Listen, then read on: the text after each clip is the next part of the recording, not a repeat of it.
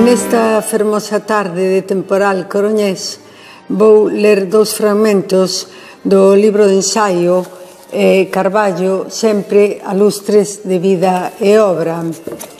O libro ten unha parte, a miña parte, que é unha bibliografía sobre Carballo, e despois ten un estudo de Luis García Soto sobre Escorpio.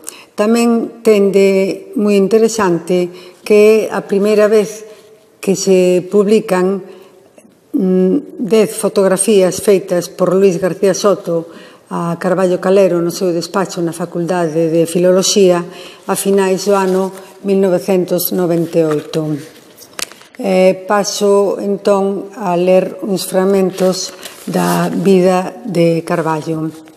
En 1933, don Ricardo convértese por oposición en funcionario do Concello de Ferrol e, pouco despois, casa con dona María Ignacia Ramos Díez, que coñecera sendo os dous estudantes da Universidade de Santiago e que será a súa compañeira toda a vida. Ao mesmo tempo, fai como alumno libre a carreira de Filosofía e Letras, que remata en 1935. En xullo de 1936, esperando a súa primeira filla, desprázase a Madrid para facer unha oposición a catedrático de instituto. Entre os seus compañeiros de oposición nas diferentes materias están en lengua e literatura españolas, alén del, Isabel García Lorca, Laura de los Ríos Giner e Gonzalo Menéndez Pidal Goiri. En latín, Xosé Crecente Vega. En filosofía, Xesús Ferro Couselo e María Zambrano. Pódese consultar a listaxe dos aspirantes declarados aptos no segundo exercicio na Gaceta de Madrid do ano 1936. Alí está cando se subleva un grupo de militares contra a República, o que dará lugar á Guerra Civil, en que toma parte activa defendendo a legitimidade. Primeiro en Madrid, en cuxa defensa participa formando parte do famoso Quinto Reximento, logo en Valencia, onde se relaciona con moitos galeguistas que xa coñecía como Castelao ou Ramón Cabanillas, que coñece alí. E por último, no Exército de Andalucía. Finalizada en 1939 a Guerra Civil co triunfo de Franco e derrota da República, Carballo é procesado por auxilio á rebelión, xulgado e condenado a 12 anos de prisión. Aurora Marco fala detalladamente e di que é a primeira vez que sae á luz esta información do xuízo e os motivos para a condena de Carballo en Foulenros e Ronsel do ano 1992. Como dirá el mesmo, a condena foi de reclusón maior, 12 anos e un día, que comeza a cumprir no cárcere de Xaén. O elevadísimo número de prisioneiros que había fai que en 1941 sexa posto, como tantos outros, en liberdade condicional até a extinción da pena, que non será até maio de 1963, 24 anos despois do xuízo. Volta a Ferrol e coñece a súa filla que xa ten 5 anos. Aquí traballa no ensino privado porque, como a consecuencia da súa condena, non pode exercer como profesor en centros públicos nin pode regresar ao seu posto de funcionario do Concello. Paso a ler outro fragmento. No curso 1965-66, a vida de Carballo dá un xiro. El, que sempre tivera vocación universitaria, é chamado para se encargar das aulas de lingua e literatura galegas da nova sección de Filoloxía Románica da Universidade de Santiago de Compostela. Ao mesmo tempo, aquelas oposicións a profesor de instituto de 1936 en Madrid, que se viran interrompidas polos tráxicos acontecimentos, teñen agora 29 anos despois, a súa continuación. Carballo o ten nelas o número 1 e así de ben no mesmo curso académico profesor do Instituto Feminino Rosalía de Castro de Santiago e, por outra parte, profesor universitario. Por primeira vez, e con 55 anos, pode exercer como profesor no ensino público. Deixa Lugo e trasládase a viver a Santiago, entregándose á vida á docencia universitaria, sentíndose completamente compenetrado coa universidade que sempre amou, a que considerou a súa nai intelectual e onde se atopou, desde os primeiros momentos, moito á vontade e perfectamente integrado. Como suliña a súa alumna e discípula Aurora Marco, non foi don Ricardo un profesor que deixara indiferente o alumnado. Fora da aula, a relación con el era cordial e, finalizada a carreira, foron moitos os alumnos e alumnas que continuaron a manter durante anos un contacto permanente, epistolar ou persoal, porque algo que xa se ten posto de destaque é a facilidade que tiña para conectar coa xente nova, o que se explica facilmente polo seu talante liberal, comprensivo e nada retrógrado.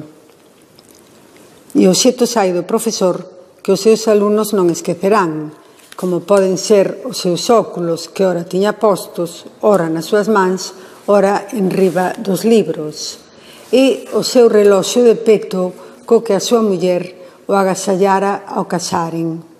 Este reloxo estivo os 3 anos que durou a guerra en Madrid, na calle del Pez, gardada pola que fora patroa da pensión onde se hospedara don Ricardo.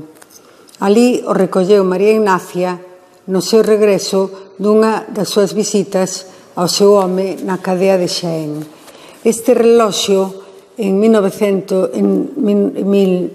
2020, en xaneiro, cando comezou o ano dedicado a Carballo, o Concello de Ferrol fixo unha exposición moi completa, moi grande sobre Carballo e estaba nesta exposición o reloxo ese que pasara por todos eses momentos de vida. Paso agora a ler narrativa. Antes era ensaio, agora narrativa, algo completamente diferente. Veránse Misterio,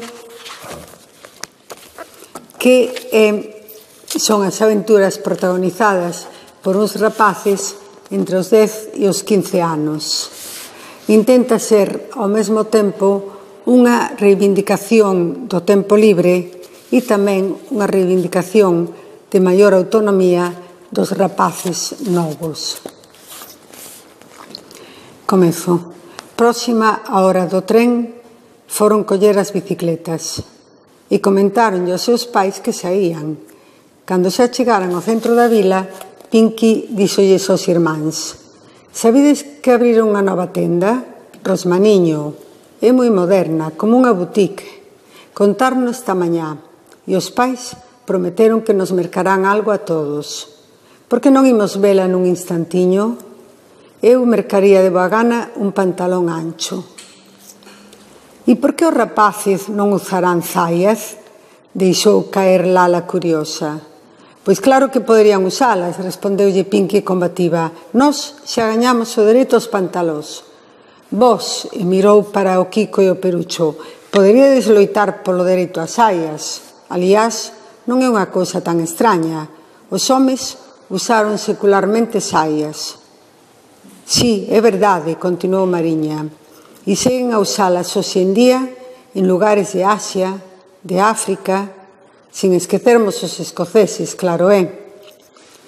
«Xa ora», respondéronlle, «con todo, o momento é de darse presa». «E ese nome, Rozmaniño, que quererá dicir?», preguntou Lala, que lle viña dando voltas. «Pois ven sendo unha planta aromática que se usa como condimento na cociña. Coido que tamén se chama romeu. aclarou Perucho, todo facenda por saber o que era. Seino porque en Lugo vimos unha vez un restaurante que se chamaba así, e un dos que ia connosco explicóunolo. Cando levaban un pouquiño ollando os fermosos vestidos e pantalóns que alí había, exclamou Kiko: «Conso, esa moza e ese mozo, son dous dos que seguimos onte. Oi, e aquel, coido que aquel dali tamén estaba onte. Daste conta ti, Mariña?» «Dou, con todo, o último que dixeches non é. Teñen o cabelo cortado dun xeito diferente. E, alén diso, ese ten os ollos dun ton lixeiramente verdoso». «Alá, pois non te tiñamos por tan boa observadora, até a cor dos ollos. Medo me das. A ti non se che escapa nada». Claro é que neste caso ven sendo unha sorte ao noso favor. Porén, comezaba a facerse tarde e Lala puxo fin á conversa diante da montra. «Será mellor que nos vaiamos ou non estaremos a tempo». Cando xa se achegaban á estación, ouviron chifrar o tren.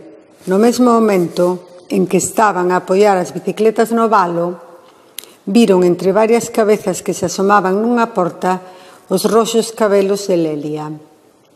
Despois de moitos bicos e apertas, pola alegría de estaren xuntos de novo, a recén chegada preguntoules: «Trouxestes as bicis?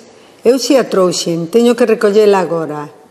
«Nós tamén, témolas aí contra o valo, xa imos por elas», respondeu Perucho. Un pouco máis tarde, ían todos en bicicleta camiño da casa. Ao chegaren, a rapariga saudou os seus tíos, respondendo ás súas preguntas sobre a saúde da tía Aura e asegurándolles que o único que precisaba a súa nai era algo de descanso. Logo, prepararon cada en súa merenda e fóronse á aldea veciña.